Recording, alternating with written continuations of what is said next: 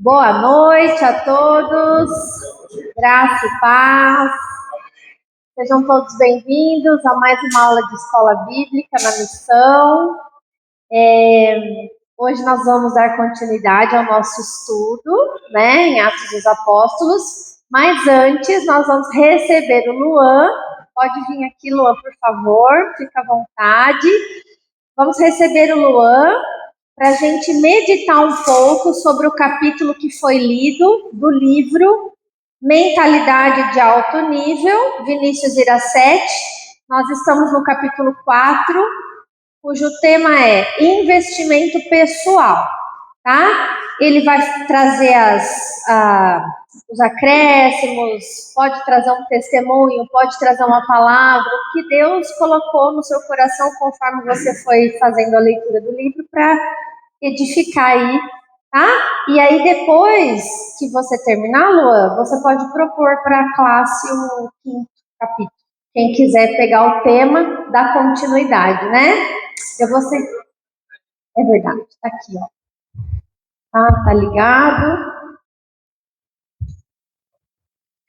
Vamos lá. Boa noite a todos mais uma vez aí, né? Que eu não cumprimentei ainda.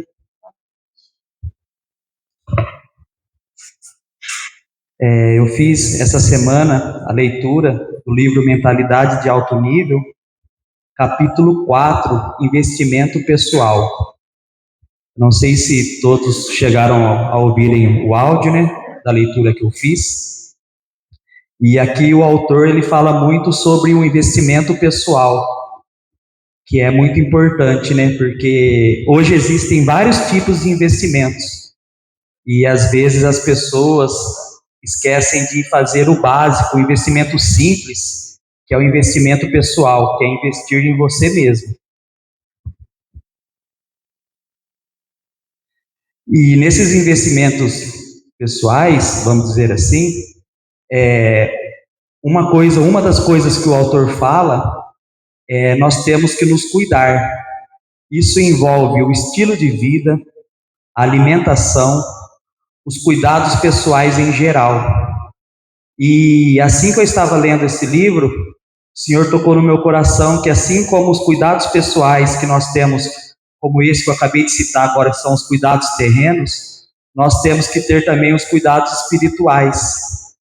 Que os cuidados espirituais, tipo esse que eu acabei de falar agora, como se fossem os cuidados terrenos, temos que nos cuidar. No âmbito espiritual, que seria o estilo de vida, seria assim, do lado terreno, o estilo de vida que eu levo, se eu estou tendo uma noite de sono boa, se eu estou lidando com a minha família, se eu estou sendo uma pessoa feliz. Do lado espiritual, no estilo de vida, qual que é a minha rotina com Deus? Como está sendo o meu estilo de vida com Deus? Na parte da alimentação, qual que é a frequência de oração e estudos bíblicos que eu estou fazendo? Como que eu tenho me alimentado? E nos cuidados pessoais, com quem eu estou me relacionando? Qual tem sido as mesas que eu estou participando?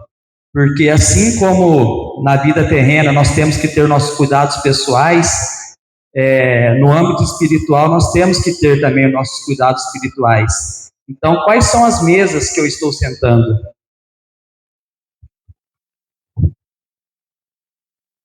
E o autor aqui, ele usa o exemplo de José, que ele estava numa prisão, e quando ele teve a oportunidade de se encontrar com o faraó, ele não foi da forma que ele estava.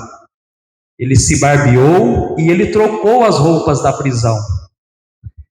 Isso nos traz para nós que ele não estava se apresentando por um momento, mas ele estava se apresentando para uma nova jornada de vida.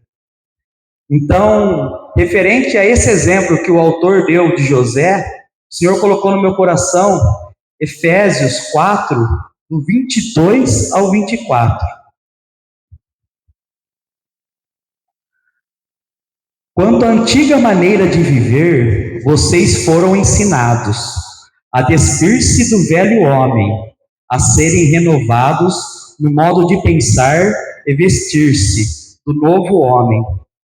Então, nós vemos aqui, conforme o autor disse, que José, para se apresentar a Faraó, ele se barbeou e tirou as roupas da prisão. E às vezes nós estamos também com roupas velhas. Isso eu falo no âmbito espiritual. Nós temos que trocar as nossas roupas. Nós temos que nos preparar.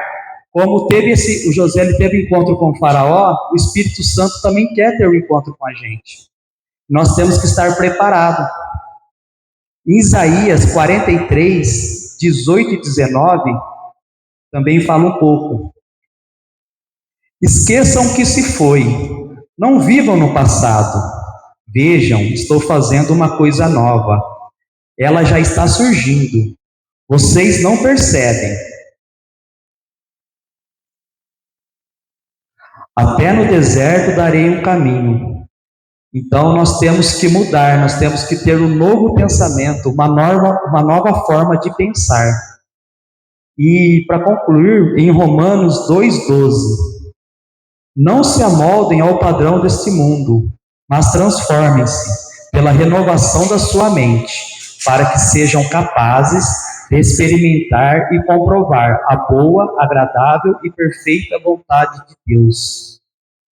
E dando continuidade a respeito da leitura, o autor lhe diz que muitas das vezes nós não fazemos como José fez.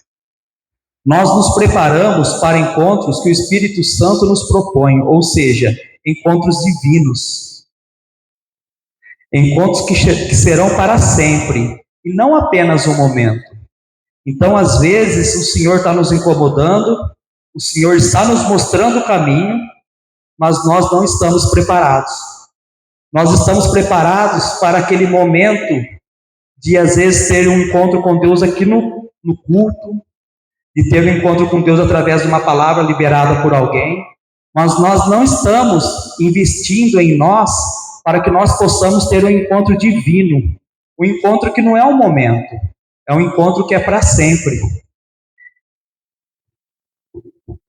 E na maioria das vezes, para que possamos ter um encontro onde a nossa vida será transformada, nós teremos que fazer como José fez.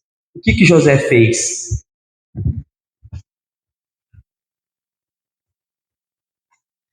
Ele mudou o seu posicionamento, ele mudou a sua posição. Ele estava com a roupa de prisioneiro, ele estava todo barbudo, porque até então ele estava na prisão.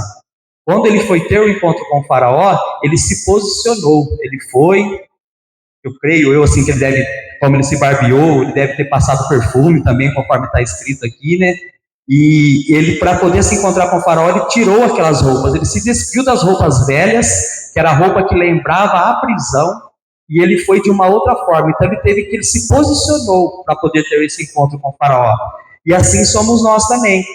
Para a gente poder ter esse encontro com o Espírito Santo, nós temos que nos posicionar. E muitas das vezes, essa posição, nós temos que aprender a dizer não para algumas pessoas, nós temos que aprender a dizer não para alguns lugares. Um testemunho meu, em especial essa semana, a minha mãe, ela vai fazer aniversário, e ela fez um convite para minha casa, mas é num lugar onde a minha casa não frequenta mais. E ela fez esse convite para nós ontem, eu até então não falei nem que sim, nem que não, e hoje pela manhã, orando, eu comentei com a minha esposa que o Senhor colocou no meu coração que a minha casa nós não vamos estar presente lá. Só que eu, conversando com Deus, eu falei, mas como que eu vou chegar na minha mãe e vou falar para ela que eu não vou estar presente no aniversário dela, na festa de aniversário dela? E orando, o Senhor me trouxe, eu pedindo para Deus uma direção. Então amanhã eu vou até a casa dela, vou explicar para ela que se ela quiser mudar o local, a minha casa nós estamos dispostos a irem, mas no local onde vai ser feito de primeira, conforme ela disse, nós não vamos. E é isso, então nós temos que nos posicionar, nós temos que às vezes falar não, nós temos que às vezes mudar. Não sei como vai ser a reação dela, né? Mas Eu vou me posicionar como filho e vou explicar para ela o motivo por quê. Porque se o Senhor já me tirou de algumas mesas, conforme o Senhor colocou no meu coração de eu estar escrevendo aqui, eu não tenho mais que sentar nessas mesas. Eu tenho que me policiar, eu tenho que me posicionar. E aqui, como o autor disse, voltando aqui ao texto, né, que José ele se posicionou para ter o encontro com o faraó. E nós temos que nos relacionar com pessoas com o mesmo propósito do que a gente. Sabe por que eu falo isso? Quando lendo esse livro aqui, eu comentei com a Carol, o Senhor me trouxe ao meu coração. Eu agora, como estou trabalhando com vendas e o meu público-alvo hoje, eu frequento muitos bares. E eu comentei com a Carol, uma das primeiras vezes que eu comecei a voltar a frequentar a bar para poder fazer as minhas vendas, eu ficava assustado, porque eu via o uso de drogas, os linguajares que a gente não está mais acostumado. E de uns tempos para cá, eu comecei a me familiarizar de chegar no local e ver as pessoas usando, e para mim isso é uma coisa normal, uma coisa rotineira. Sendo que no começo eu ficava que nem criança, às vezes a pessoa estava usando e ficava olhando assim, aí eu parava, falava, vou disfarçar, vou olhar para lá. E eu comecei a ficar rotineira. E eu comentando com a Carol, e aí nós sempre buscando a direção de Deus, esses lugares hoje eu não frequento mais. E eram lugares que me traziam dinheiro, que me proporcionava dinheiro para me poder trazer para minha casa, e pedindo em oração. Hoje eu não frequento mais esses lugares, hoje eu estou assim, com as pessoas que eu efetuo venda, já são lugares, uma distribuidora, uma mercearia, mercadinhos. Então hoje, graças a Deus, já não estou frequentando esses lugares, porque eu comecei a me familiarizar com esse tipo de coisas. E aqui o Senhor trouxe para mim que nós temos, conforme eu disse, relacionar com pessoas do mesmo propósito que a gente. Porque se a gente acaba ficando com pessoas que estão sempre reclamando, pessoas que às vezes você pensa em fazer algo, mas isso não vai dar certo, porque eu já tentei várias vezes, não vai dar certo. Mas eu estou com uma ideia de fazer tal coisa, assim, às vezes você está todo empolgado, falando, mas não vai dar certo, Luan, porque isso aí, fulano tem, ciclano tem, fulano não foi para frente, fulano tem 10 vezes mais dinheiro do que você para investir e não foi para frente. Então nós temos que nos associar com pessoas com o mesmo propósito, com a mesma ideia do que a gente tem. Nem sempre vai ser fácil, mas nós temos que nos policiar, porque às vezes, de ficar andando junto, as pessoas acabam às vezes te puxando para trás, cortando alguns sonhos que você tem.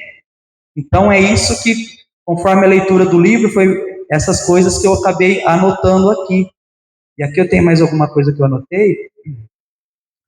Portanto, temos que viver em unidade, um ajudando o outro. Alguém às vezes está passando por algo ou querendo fazer algo. E quando estamos convivendo com pessoas que têm o mesmo propósito, elas podem nos ajudar. Às vezes elas devem ter passado por isso, ou elas têm alguma direção a nos dizer. O autor ainda fala, esteja perto de pessoas que agreguem valor ao teu propósito. E ele usa até um exemplo engraçado aqui, né? Não se pode andar com galinhas e voar com águias. Então você tem que saber até com quem você tem relacionamentos, você tem que ser estratégico, você tem que ter uma estratégia, senão você acaba se corrompendo com aquilo, você acaba se tornando rotineiro, familiar. Então isso aqui foi a leitura que eu fiz, e aqui ele cita também que para a gente, deixa eu só voltar ao título aqui.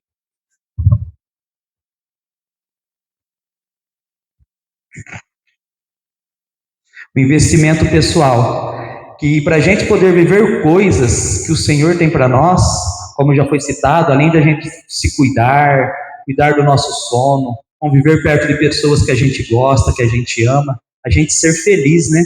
E ele cita algumas coisas aqui também, que hoje, muitas coisas que ele cita aqui é fora principalmente da minha realidade, que ele fala que nós temos que comprar um carro novo, construir uma casa conforme os nossos gostos, né? Nós temos que viajar de avião, mudar o corte de cabelo, comprar roupas novas. Mas eu entendo que isso é estação dele hoje. Então, trazendo para mim, eu hoje, Luan, eu tenho que fazer o melhor com o que eu tenho. Se eu tenho um determinado carro, eu tenho que manter ele sempre limpinho, eu tenho que deixar ele todo em ordem. A minha casa hoje, conforme eu posso, eu tenho que deixar ela sempre limpinha. Queimou uma lâmpada, eu não vou deixar parado, já vou arrumar uma torneira que está pingando. E é isso. E a questão da viagem, se um dia chegar em nome de Jesus, eu recebo. Mas hoje eu entendo, é bom a gente ter o discernimento de que essa é uma realidade do autor. E ele está falando sobre a realidade dele.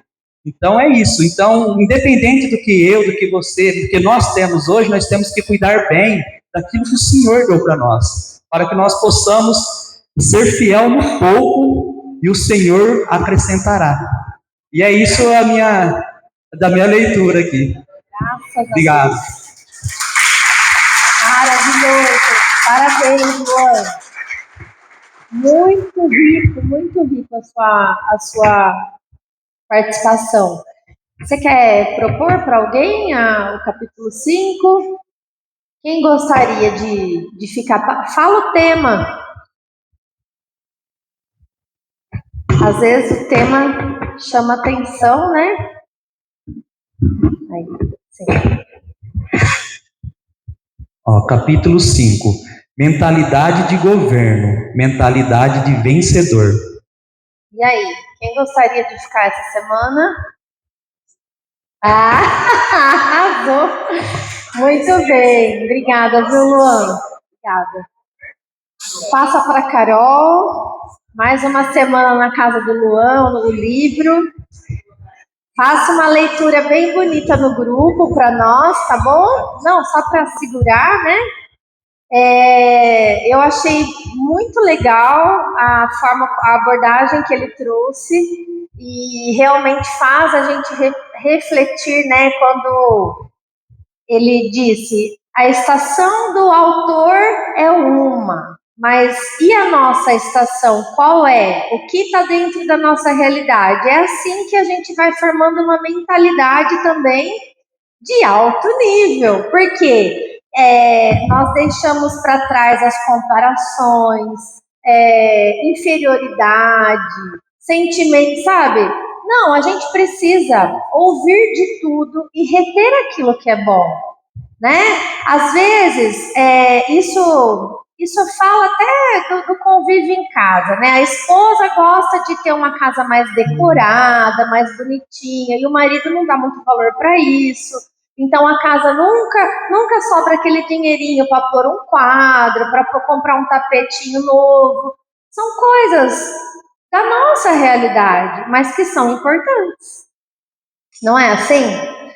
E outra coisa que me tocou, né, eu quero acrescentar, quando fala do investimento pessoal, como é importante nós investirmos na nossa vida espiritual. Porque muitas vezes a gente vai no nosso momento de oração só para orar por alguém. Muitas pessoas não têm vida devocional em casa. A vida devocional de muitos cristãos, eu não estou falando que é o nosso caso aqui, é uma vida assim, alguém está doente no hospital, vamos orar, vamos fazer uma corrente de oração.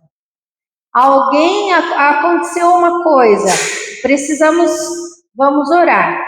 Não. Investimento pessoal foi muito bem colocado, Luan, parabéns. É o seu momento, todos os dias, se alimentando da palavra, tendo relacionamento com o Espírito Santo. Pois, se nós falamos que Ele é o nosso Senhor, por que nós não perguntamos para Ele o que é que nós temos que fazer no dia de hoje? A gente não pode começar o dia atropelado, atrasado.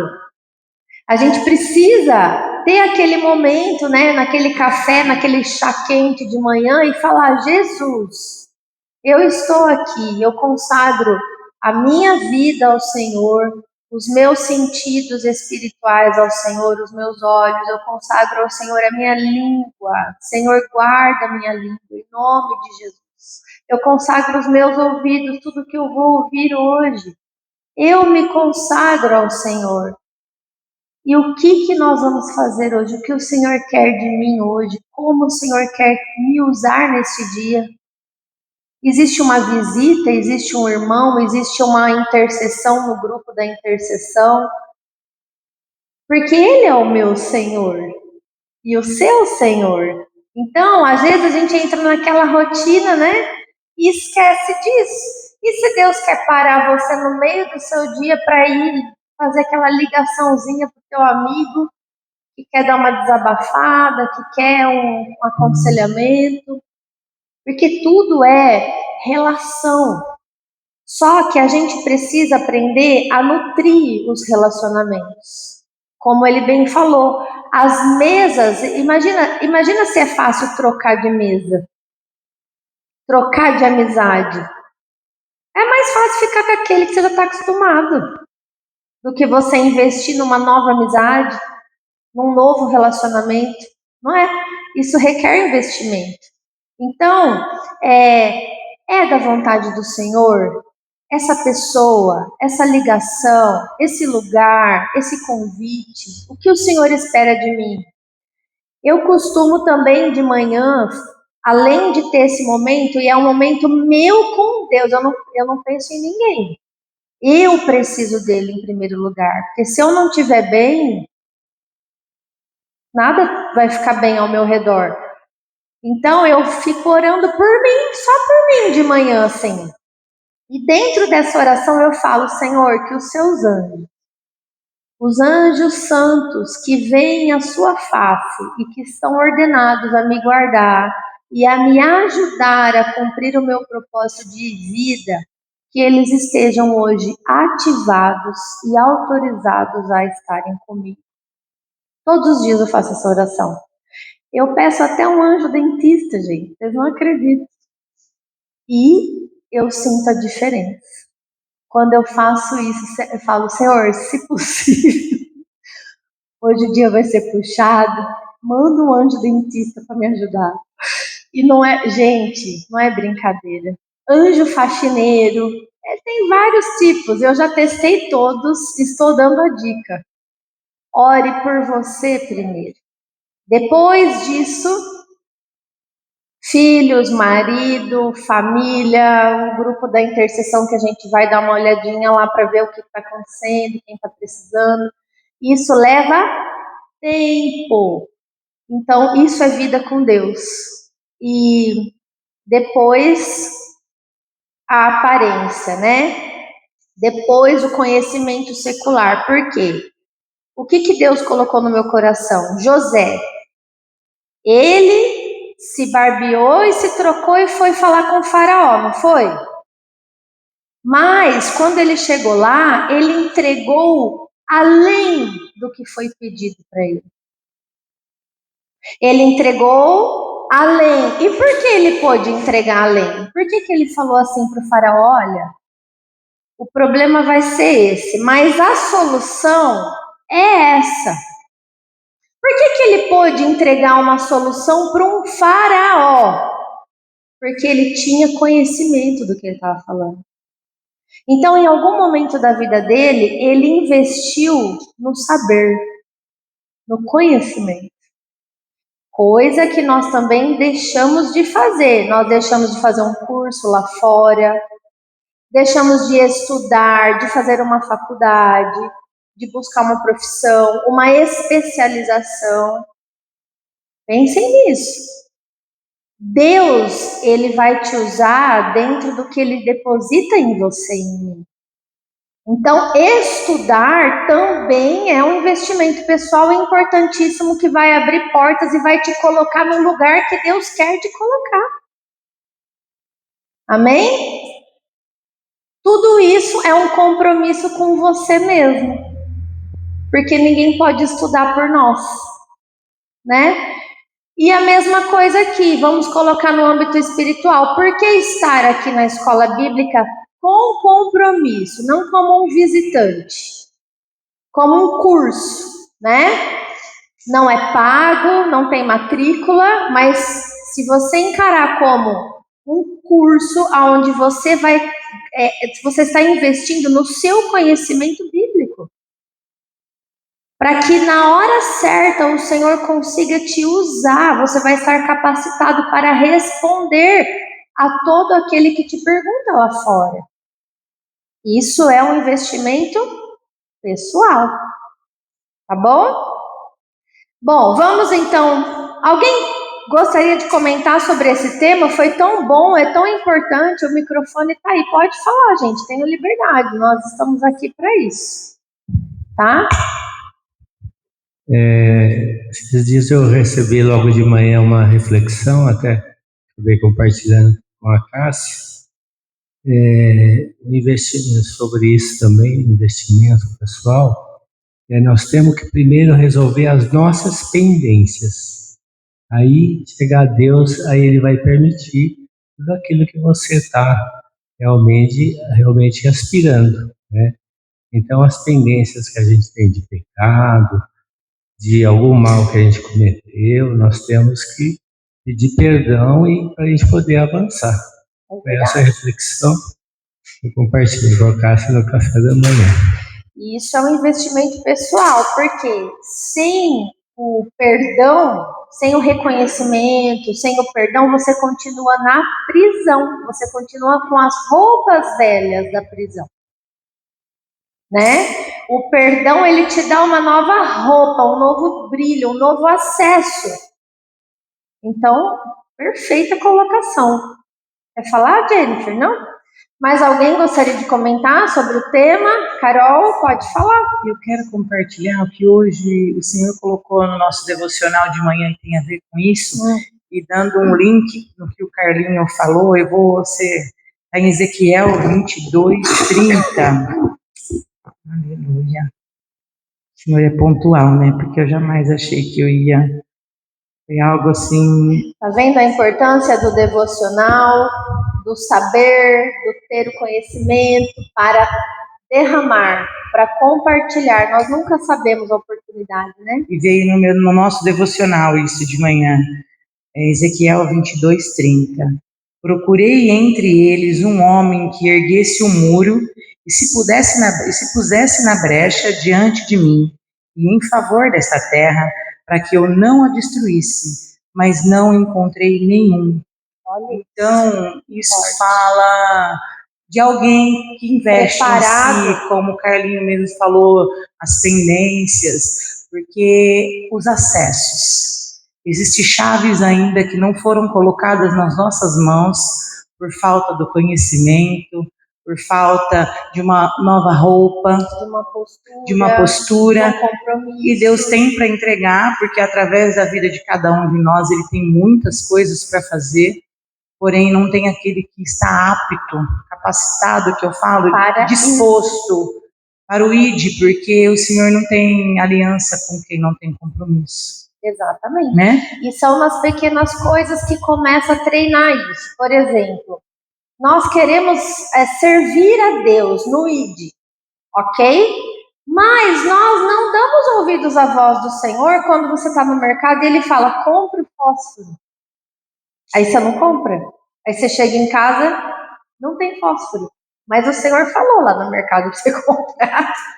São pequenas coisas que a gente não ouve, a gente acha que estar na espiritualidade é só quando a gente está aqui mesmo. Não, mas Ele está o tempo todo, Ele fala. Então, quando Ele me mostrou a vida da Cássia, por exemplo, foi num carnaval no Náutico. Ele falou, é ela, eu quero ela. Mas por que eu pude ouvir e por que a Cássia senta nessa igreja hoje? Porque houve um compromisso. Ele falou para mim porque ele sabia, ele já tinha me testado outras vezes, ele sabia que eu era uma pessoa obediente à voz. Eu obedecia quando faz isso, faz aquilo, vai aqui, não vai ali. Vocês estão entendendo? Agora, alguém precisa se colocar na brecha por outras pessoas. E dentro do que você falou de José, fala que José ele foi colocado em um lugar um acesso por causa de uma posição. De uma posição. O Senhor já tinha preparado aquilo tudo no Egito, mas ele precisava de um Que tivesse a capacitação de resolver o problema dele. Nós somos pagos, muito bem pagos, por resolver problema dos outros. As pessoas me pagam para eu fazer algo que elas não sabem fazer. É assim, a vida é assim. Por isso que a gente tem que estudar, por isso que a gente tem que se especializar, né? E a maneira como a gente se comporta para que as portas se abram é fundamental, a nossa postura. Nós carregamos o nome de Jesus, então a gente realmente não pode estar mal vestido. Isso não significa roupas caras, isso significa roupas limpas, roupas bonitas, né? Assim, básicas, elegantes. A gente tem que estar com uma boa aparência, a gente tem que se apresentar bem. Eu lembro que eu fui muito impactada quando eu fazia os grupos nas casas. Por quê? Porque as pessoas sempre, não sei se vocês já tiveram essa experiência, mas as pessoas têm muito preconceito com crente. Eu que não quero ser crente, né? E aí, quando você se arruma, quando você se apresenta de uma forma normal, as pessoas falam, nossa, mas você é crente? Sou crente e sirvo a Jesus. Interessante. Tá? Vem aqui na minha casa uma pessoa arrumada, que sabe conversar, que tem educação. Isso abre portas para o evangelho. Parece bobagem, não é? Parece pequeno, mas não é. É fundamental, tá? Amém? Sobre o tema, semana que vem vai arrebentar, hein? Mentalidade de governo. Quem que não gosta de governo? Fala, Cássio. Uma vez na Casa de Paz, dessas reuniões, eu não esqueço, nunca mais esqueci. A Amanda estava ministrando uma palavra onde ela disse assim: por que Deus não te manda mais clientes? Para que empresária? Né? Por quê? Será que você está dando conta daquilo que você já tem? E nesse dar conta, não é só prestar o serviço com zelo e responsabilidade, mas também está dando tempo de você tocar os clientes que eu te dei e fazer seu devocional de manhã e se aplicar bem, que tem que aplicar na sua família. Você está dando conta de tudo? Não estou. Estou em falha. Como é que eu vou te mandar mais cliente? Eu nunca mais esqueci disso, Léo. Eu tinha esquecido. Nunca mais. E você vai também nunca mais esquecer. Glória! Léo, eu não lembrava mais disso. Eu preciso relembrei agora, hein? Tô aprumada. Deus é bom, né? Como Deus é maravilhoso. Ele ensina tudo. A Bíblia ensina tudo para nós. Basta a gente querer aprofundar nisso, né? Faz muito sentido. Deus quer abençoar, mas se Ele te mandar serviço, você vai parar de falar com Ele, vai ficar só no serviço, então não te manda. Nossa, gente. Bom, vamos abrir em Atos 14, a partir do verso 8.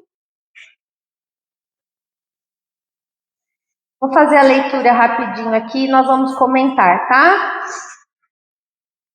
A palavra diz assim, então. Em Listra, né? Porque eles fugiram para Listra, fugiram da perseguição, né? Queriam apedrejar Paulo e matar ele, né? Costumava estar sentado certo homem aleijado, paralítico desde o seu nascimento. Isso significa que o homem nunca andou, ok? Ele costumava ficar sentado ali, o qual jamais pudera andar. Esse homem ouviu falar Paulo, que, fixando nele os olhos e vendo que possuía fé para ser curado, disse-lhe em alta voz: apruma-te direito sobre os pés. Ele saltou e andava.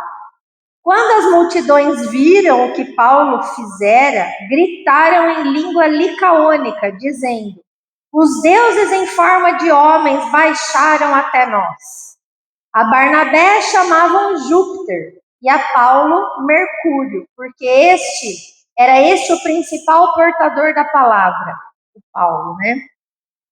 O sacerdote de Júpiter, cujo templo estava em frente da cidade, trazendo para junto das portas touros e grinaldas, queria sacrificar juntamente com as multidões. Porém, ouvindo isto, os apóstolos Barnabé e Paulo, rasgando as suas vestes, saltaram para o meio da multidão, clamando: Senhores, por que fazeis isto? Nós também somos homens como vocês, sujeitos aos mesmos sentimentos. E vos anunciamos o Evangelho para que destas coisas vãs vos convertais ao Deus vivo, que fez o céu, a terra, o mar, tudo que neles há, o qual nas gerações passadas permitiu que todos os povos andassem nos seus próprios caminhos.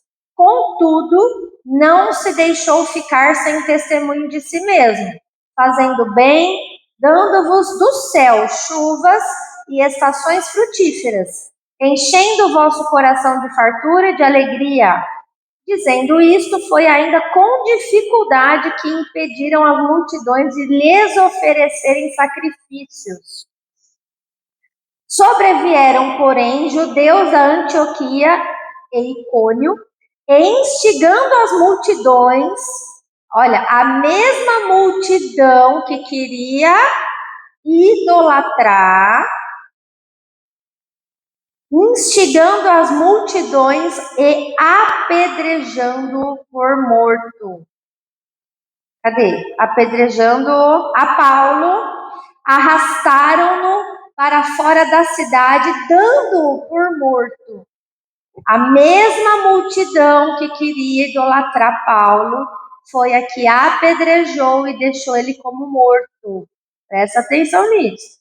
Rodeando-o, porém, os discípulos, levantou-se e entrou na cidade. No dia seguinte, partiu com Barnabé para Derbe. E tendo anunciado o evangelho naquela cidade, feito muitos discípulos, voltaram para Listra e Icônio e Antioquia, fortalecendo a alma dos discípulos, exortando-os a permanecerem firmes na fé e mostrando que através de muitas tribulações nos importa entrar no reino de Deus. E promovendo-lhes em cada igreja a eleição de presbíteros, depois de orar com jejuns, os encomendaram ao Senhor em quem haviam crido. Só para relembrar, eleição de presbíteros no sentido de hierarquia de governo em cada igreja que eles estabeleceram ali, né? Então, dentro do presbitério haviam pastores, mestres, evangelistas, apóstolos, tá? Bom, atravessando a Pisídia, dirigiram-se a Panfilha, e tendo anunciado a palavra em Perge, desceram a Atália, e dali navegaram para Antioquia, onde tinham sido recomendados a graça de Deus para a obra que haviam já cumprido. Glória a Deus, né? Foram e voltaram. Ali chegados, reunida a igreja, relataram quantas coisas fizera Deus com eles e como abrir aos gentios a porta da fé. E permaneceram não pouco tempo com os discípulos ali na igreja de onde eles mesmos saíram para essa missão. Aqui a gente vai encerrar a primeira viagem missionária do apóstolo Paulo, tá? A partir da aula que vem a gente vai dar sequência na história, né? E aí vem a prestação de contas deles. Mas hoje o que nós vamos comentar desta passagem, dessa experiência que o apóstolo Paulo teve ali, né? Bom, ele fugindo vai para uma cidade e encontra um homem paralítico, tá? O que a gente tem que prestar atenção? Nós estamos aqui numa aula. Se fosse a gente, né? Imagina, nós estamos pregando a palavra por aí, nas casas, falando com as pessoas e tal. A gente tem que entender que esse homem ouviu falar Paulo. Então, dentre todos os que estavam ouvindo, esse homem estava ouvindo Paulo. Então, ele ouviu o Evangelho.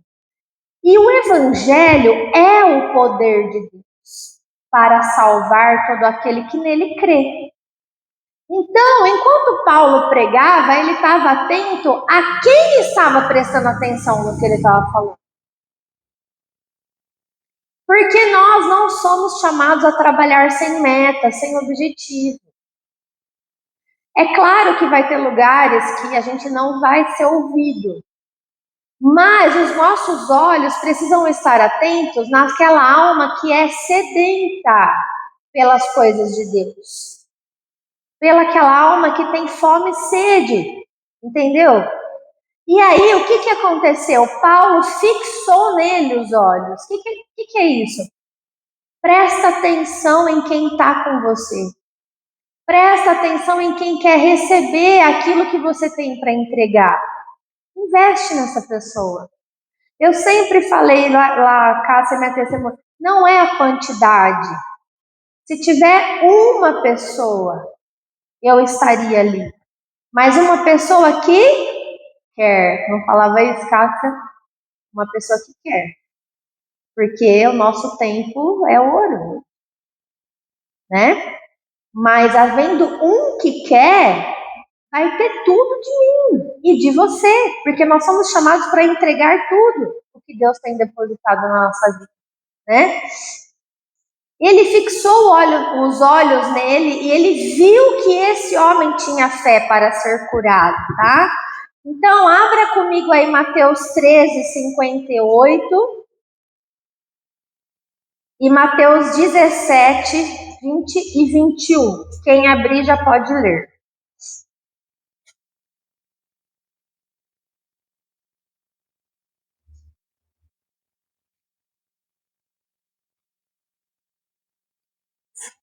Pode ler. Mateus 13, 58 diz... Tá mudo? É o Ronaldo. Mateus 13, 58. E não realizou muitos milagres ali por causa da incredulidade deles. Lá em Nazaré, quando Jesus foi para lá. O que barrou Jesus de realizar milagres, gente? Isso é muito grave. A incredulidade, a falta de fé. Então, muitas vezes, a nossa falta de fé impede o que Deus quer fazer na nossa vida. Por isso que nós que carregamos a palavra da fé, precisamos encontrar um coração que tem fé. E é esse coração que a gente vai notar e investir, porque Deus quer trabalhar nas pessoas, Ele só está procurando alguém, Ele está buscando alguém. Olha isso! Mateus ainda, 17, 20 e 21. Está pertinho aí. Ele respondeu, porque a fé que vocês têm é pequena.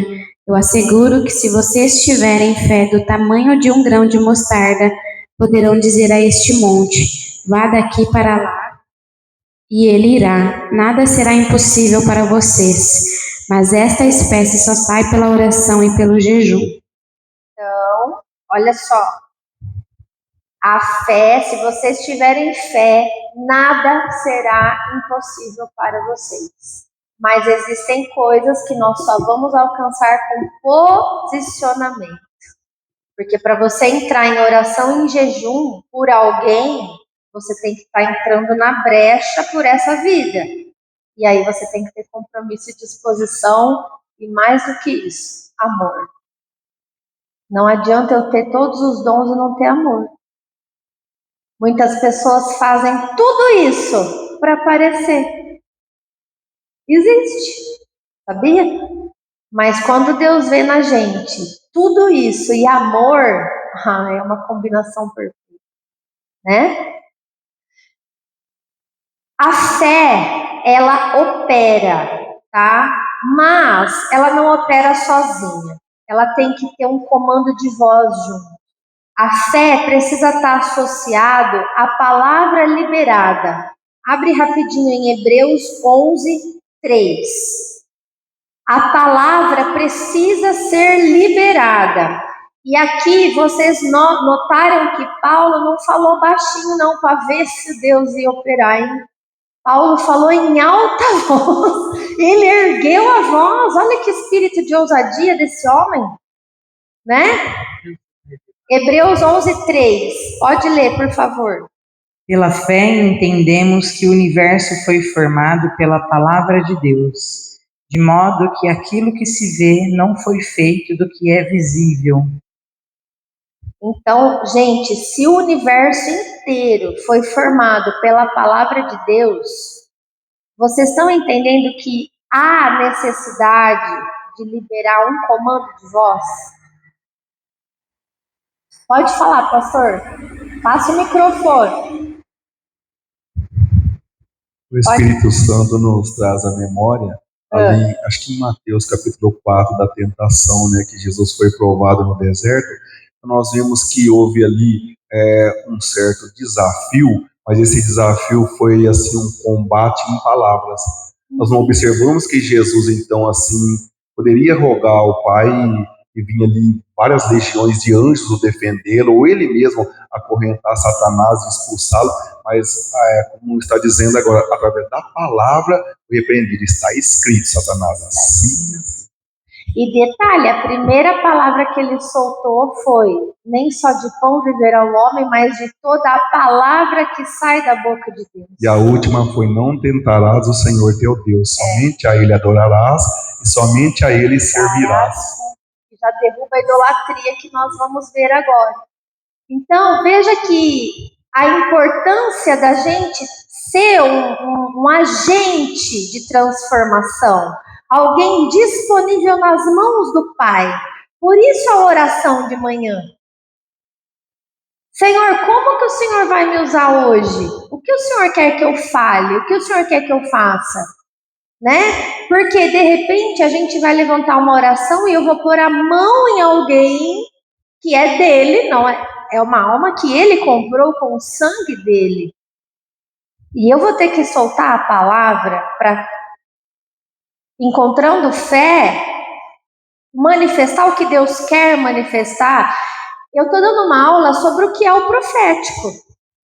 O profético não a pastora é uma pastora profética nessa casa. Ela sabe muito bem. O profético não é você soltar um monte de palavras aleatórias.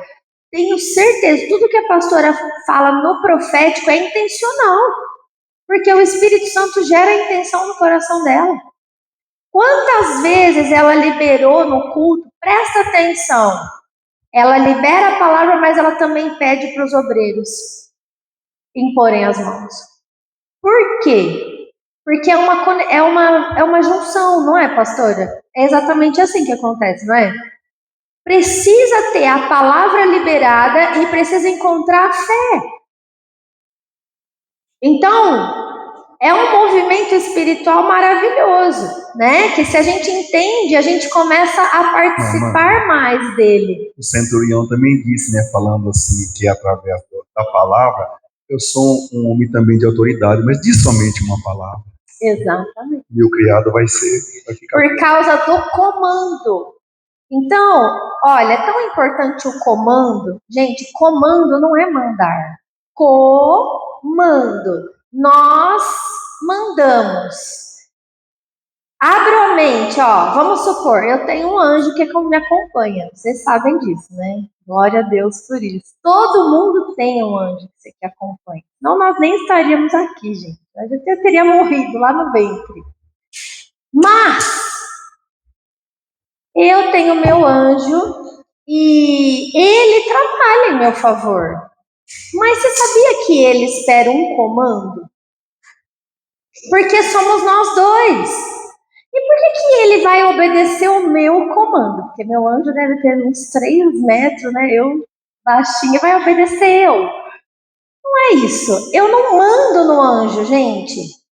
Quando eu dou um comando para o meu anjo, ele não vê a Amanda, ele vê o corpo de Cristo.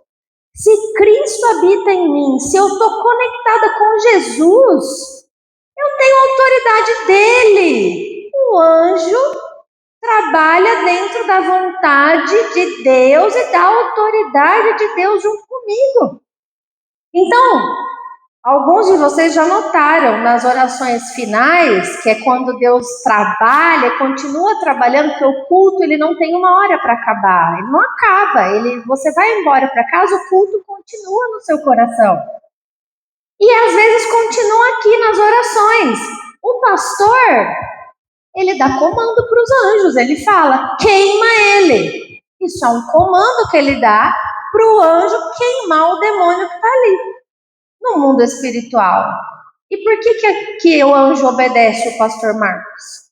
Por causa dessa interação espiritual, que é a palavra liberada de ordem, mas que não é da vontade do Marcos. É o corpo de Cristo. É Jesus operando através do pastor que ele levantou, pastor Marcos. Vocês estão entendendo? E a autoridade de Jesus, ela é superior aos anjos, e os anjos obedecem Jesus, o nosso Messias, o nosso Salvador. Então nós somos o corpo de Cristo. Olha a postura que a gente tem que ter. Não dá para andar de qualquer jeito nessa terra. Amanda, Salmo 91 fala dar a ordem ao teu respeito. Para que te guarde. Então, como está na palavra, é um princípio. Então, ele obedece através desse princípio que está fundamentado na palavra. Exatamente. Tendo conhecimento disso, olha como a nossa vida espiritual muda. Muda tudo. Eu não preciso ver, eu oro assim para Deus, eu falo isso para Deus, eu falo, Senhor, eu não preciso ver o meu anjo para crer que ele está aqui, porque eu creio na sua palavra. E se o Senhor tem 1 ou 2 ou 3 anjos, eu sei que eles estão aqui, então, por favor, Senhor, eu quero que eles me ajudem hoje, eu preciso limpar essa casa, hoje, e eu preciso de força, de ajuda, eu preciso cumprir o que eu tenho que cumprir. Nossa, mas vocês chamam o anjo para limpar a casa? Eu chamo, porque eu não vou morar numa casa suja, eu tenho meus compromissos, e faz parte o cuidado da minha família. Faz parte, eu passo roupa, eu cozinho, eu limpo casa, eu sou dentista, eu sou professora, e os meus anjos é tudo isso junto comigo, me ajuda e sai tudo certo, na organização celestial de Jesus. Amém? Quem que quer perguntar? Fala.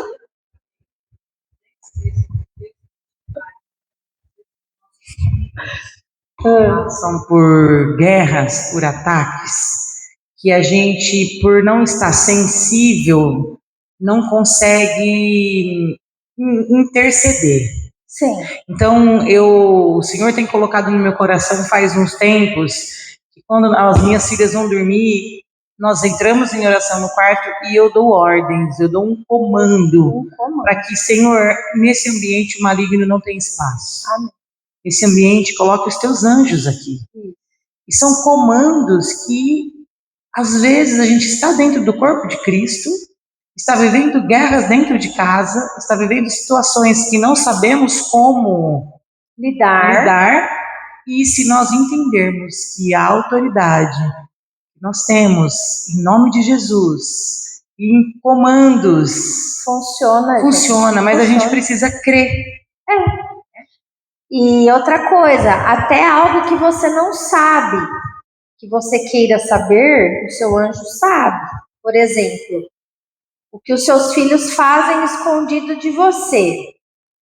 E você sabe que tem um problema na casa que está acontecendo. Tem alguma coisa errada, você não sabe o que é, você precisa interceder, você precisa agir, pede para o anjo te revelar em sonho à noite. Ele te conta. Você vai ter um sonho, você vai saber e você vai conseguir cuidar da sua família. Por quê? Porque o anjo, ele está para nos ajudar com o nosso propósito de vida. E um dos propósitos da mãe e do pai é direcionar o filho. Então, você vai orar. Se isso é da sua vontade, eu preciso saber, autorize o anjo a me contar em sonho, Senhor, em nome de Jesus, e vai dormir. Minha mãe fazia isso. Então, quando a gente estava desviada.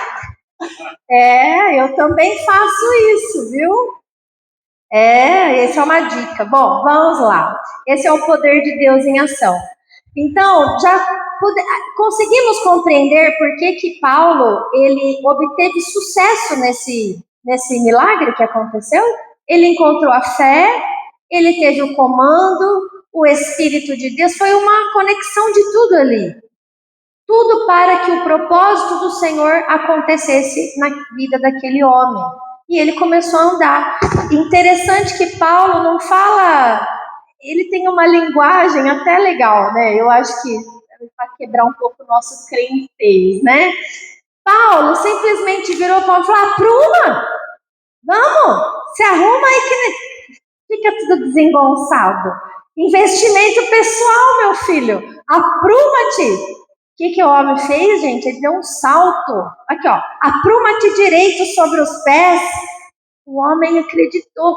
Parecia que ele tinha recebido assim: nossa, mas é isso mesmo que Deus quer de mim. Deus quer que eu seja direito. Deus quer que eu seja saudável. Deus quer que eu seja pleno. Eu vou ser. E aí ele saltou e firmou por um milagre. Essa é a vontade de Deus. Às vezes a gente está aí de qualquer jeito, né? Na vida cambaleando, com preguiça de fazer as coisas, de tomar determinadas posições, mas o Senhor está falando: se apruma, você crê que eu tenho mais para você? Então para de ter preguiça, vai estudar, se é novo, vai fazer sua faculdade, vai fazer sua especialização, vai se rebolar na vida, que com organização tudo dá certo. Com ordem, né?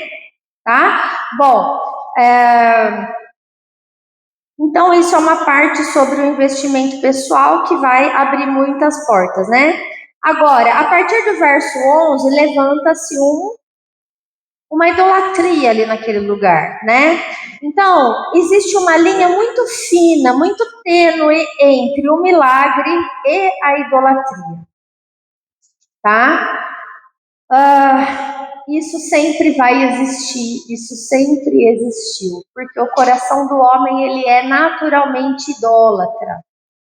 O homem sempre vai arrumar alguma coisa para ele botar no lugar de Deus, porque é mais fácil falar com aquela coisa do que encarar o Criador. Estão entendendo? Isso é idolatria. Então eles começaram a colocar os discípulos, né, como deuses na terra, tá? E eles rejeitaram isso, porque essa é a postura correta, afinal, o evangelho derruba a idolatria. Existe um só Deus. O pastor trouxe a palavra que é Jesus falando para Satanás, né? Adorará somente a Deus, o único Deus, e somente a Ele darás culto.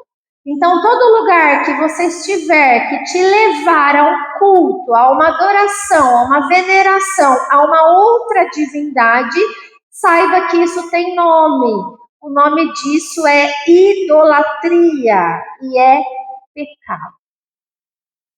Ponto. Mas não é, mas não é. Então vamos conceituar o que é divindade. O que é divino? Divino tem 3 características que nós, homens mortais, não temos. Primeiro, onisciência. Conhece todas as coisas.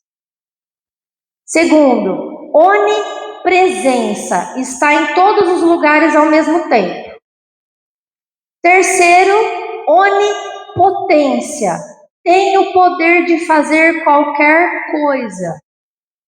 São 3 características que só Deus tem. Sabe tudo, pode estar em todos os lugares ao mesmo tempo e tem o poder de realizar qualquer coisa sem nenhum impedimento, ok? Isso é um Deus, isso é Deus. Se eu acreditar que eu estou aqui falando com uma santa no Brasil, e a minha amiga lá em Portugal também está falando com a mesma santa lá, para mim ela já é um Deus. Porque ela está aqui e ela está lá também. Ela já é uma divindade. Então não tem essa, não é. Outra coisa, se eu acreditar que essa santa vai me responder e vai me trazer um milagre que eu estou pedindo, e vai fazer isso na minha vida, e na vida da minha amiga que está lá em Portugal também, então ela tem todo o poder. Ela é uma divindade. Vocês estão entendendo? Isso é uma divindade que eu estabeleci como sendo uma divindade. Isso é um outro Deus na minha vida. E se eu também entender que ela sabe tudo, conhece até os meus pensamentos, eu não preciso nem falar com ela. Se eu ficar só assim rezando, ela já sabe o que eu pensei, então ela é onisciente, é um Deus. Então eu tenho vários deuses. Você entendeu? Isso é idolatria. Acabou. Acabou. E é pecado. Por que é pecado? Vamos conceituar. O que é pecado? Pecado é o que eu acho que é errado? Não. Quem pode trazer na palavra o conceito de pecado aqui? Alguém lembra? O versículo, 1 João, vamos abrir 4, acho que é 3, ou vamos ver, nós temos que achar ele aqui, mas é isso aí, o pecado é a transgressão da lei. 1 João 3, 4. Todo aquele que pratica o pecado também transgride a lei, porque o pecado é a transgressão da lei. Aí eu te pergunto, cara, que lei? A lei de Deus. E onde está resumida a lei de Deus, assim, para a gente não ficar falando que tem 613 leis do Antigo Testamento, que Jesus veio e mudou a lei. Bom, vamos lá. Onde está resumida as leis? Nos 10 mandamentos. Primeiro mandamento, não terás outros deuses diante de mim, porque eu sou o Senhor teu Deus. Pronto. Então, se eu tenho uma fé em qualquer coisa que eu atribuo onisciência, onipresença, onipotência, eu estou tendo um outro Deus, sim. E é melhor se arrepender disso, se livrar disso quanto antes, porque o Senhor não terá por inocente o culpado. Amém? Pecado se cancela com arrependimento, tá? Não é de outra forma. O arrependimento cancela o pecado. Aí, eles explicam assim, olha, vocês precisam entender que eu preguei o evangelho para vocês justamente para vocês se converterem dessas coisas vãs. O que são essas coisas vãs? A idolatria. É uma coisa vã, é uma coisa inútil, é uma coisa à toa. Por quê? Porque não existe outro ser onisciente, onipotente, onipresente. Isso é uma ilusão. Você pode até achar que está, mas não está. Porque não existe outro Deus. É só um Deus, né? E aí é o que Paulo tentou explicar ali para eles. Se converter disso é mudar totalmente a rota. É falar, entendi, vamos para cá agora. Isso é a conversão, tá? Aí ele comenta aqui, ele fala assim, ele traz como uma comparação que Deus, ele é Deus porque tudo que existe foi ele que criou, ele é o Criador. Não poderia nem existir a idolatria se Deus não fosse Deus, porque tudo que tem, a chuva, a natureza, é ele que fez gerar. Então é isso que Paulo estava falando. Para de conversar com coisas mortas e converse com Deus vivo, porque ele sim conhece e perscruta todas as coisas em nós, né? E ele fala assim,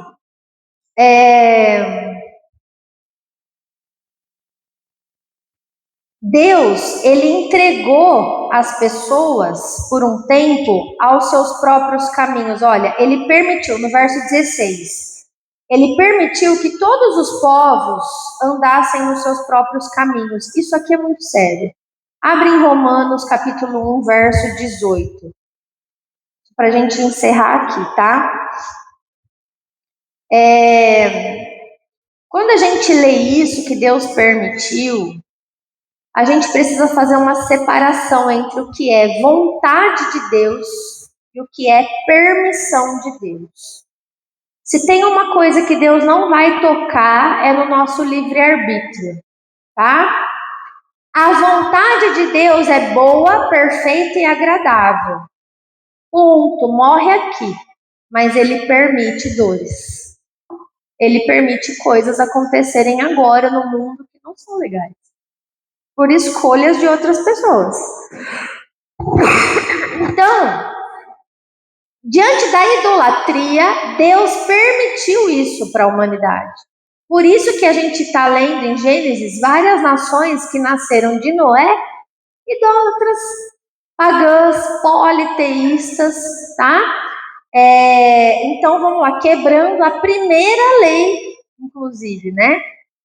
Aqui em Romanos 1, eu só vou trazer isso daqui para trazer um paralelo sobre essa frase, né, de que Deus permitiu isso acontecer no mundo. Diz aqui, a partir do verso 18: a ira de Deus, ela se revela do céu contra toda a impiedade e perversidade dos homens que detêm a verdade pela injustiça. O que é isso? A ira de Deus, ela se manifestará sobre aqueles que trocam a verdade pela injustiça. O que é injustiça? Não é a vontade de Deus. Então, ao invés dos homens procurarem viver a verdade, eles vão viver aquilo que Deus não quer que eles vivam, a injustiça. E aí ele dá o exemplo. Ele fala assim: porquanto o que de Deus se pode conhecer é manifesto entre eles, porque Deus lhe manifestou. Como que Deus manifestou? Através da natureza, das coisas que são visíveis. Você quer conhecer Deus? Você só vai lá fora e olha a grama. Ninguém sabe fazer uma grama. Só Deus que pode ter feito a grama. Olha para a natureza, você vai ter a revelação de quem é Deus. Ele se manifestou ali. É que a gente não quer ver. Então ele fez uma árvore, e aí eu vou lá, corto a madeira da árvore e faço um Deus para mim. Eu esculpo com as minhas mãozinhas e faço um Deus. E aí daqui a pouco esse Deus não me atendeu, eu pego ele, ponho ele no fogo, faço uma fogueira com ele também. Olha, existe isso. Agora, quem é o Deus verdadeiro? Não é o Deus que fez nascer uma árvore do nada, de uma sementinha desse tamanho. Então, é só a gente pensar. É isso que o Senhor está falando aqui, através da carta aos Romanos, né? Mas aí, a obstinação do homem, a dureza do coração, a rebeldia e a idolatria, vem para o verso 20, que fala assim, olha, porque os atributos invisíveis de Deus, assim como seu eterno poder, como também sua própria divindade, claramente se reconhecem desde o Gênesis, sendo percebidos por meio das coisas que foram criadas. Tais homens são, por isso, indesculpáveis. Porquanto, tendo conhecimento de Deus, não o glorificaram como Deus, nem lhe deram graças, nem agradeceram a ele. Antes, se tornaram nulos em seus próprios raciocínios, pararam de pensar, pararam de raciocinar, obscurecendo-lhes o coração insensato. Inculcando-se por sábios, tornaram-se loucos e mudaram a glória do Deus que não se corrompem em semelhança de imagem de homem que se corrompem, como de aves, quadrúpedes e répteis. Por isso, por essa escolha, Deus entregou tais homens à imundícia, pelas concupiscências, pelas vontades do seu próprio coração, para desonrarem o seu corpo entre si. Pois eles mudaram a verdade de Deus em mentira, adorando e servindo a criatura, né, um pedaço de madeira, em lugar do Criador, o qual é bendito eternamente. Amém. Então, o Senhor entrega a pessoa ao pecado. Você não quer raciocinar? Você não quer me servir? Você não quer prestar cultos ao Deus único? Fique com o seu Deus e faça o que você quer. Isso gerou consequências no âmbito sexual, no âmbito material e familiar, né? Então, só trazendo essa conexão para vocês entenderem como a palavra, ela se completa, ela se conecta mesmo, tá? Bom, depois, se vocês quiserem ler o capítulo todo aqui de 1 Romanos, vale a pena. Isso acontece porque os homens desprezaram o conhecimento de Deus, tá? E é por isso que Paulo disse aqui, lá em Listra, ele falou, olha, eu acabei de anunciar o evangelho para vocês, justamente para que vocês não façam isso. Então, não desprezem o conhecimento que vocês têm agora. Porque em Atenas ele falou, quando vocês não sabiam, vocês não eram pecadores, vocês não tinham culpa. Mas agora que vocês sabem, a ordem é arrependam-se e convertam, porque vai descer um homem do céu que vai julgar todas as coisas, que é Jesus. Então, a palavra que Paulo trouxe foi muito bem colocada, foi uma palavra de confronto e que gerou uma decisão, que é o que nós vimos na aula passada. A gente vai falar em nome de Deus e sempre vai haver um sim ou não. Nesse caso, a mesma multidão que queria idolatrar, agora pega nas pedras para matar. Então, nós também precisamos estar preparados para uma coisa. Por melhor que seja a nossa intenção lá fora, por melhor que seja a nossa pregação, o que a gente vai entregar, nós precisamos saber que quando a gente para de falar o que as pessoas gostam de ouvir, é muito fácil elas se voltarem contra nós. Para calar a nossa boca.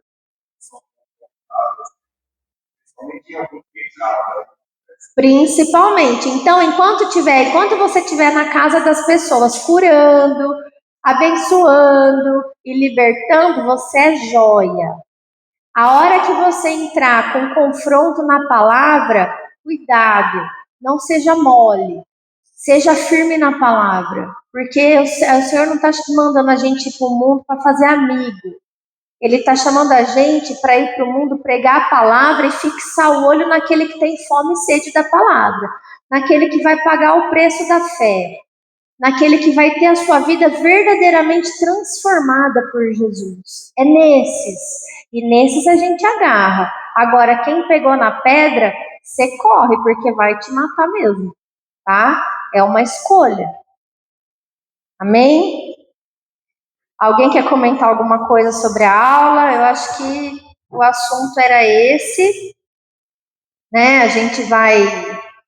Qualquer coisa eu gravo um acréscimo no grupo, se tiver mais alguma coisinha aqui para falar. Mas nós precisamos ter consciência do nosso chamado, né?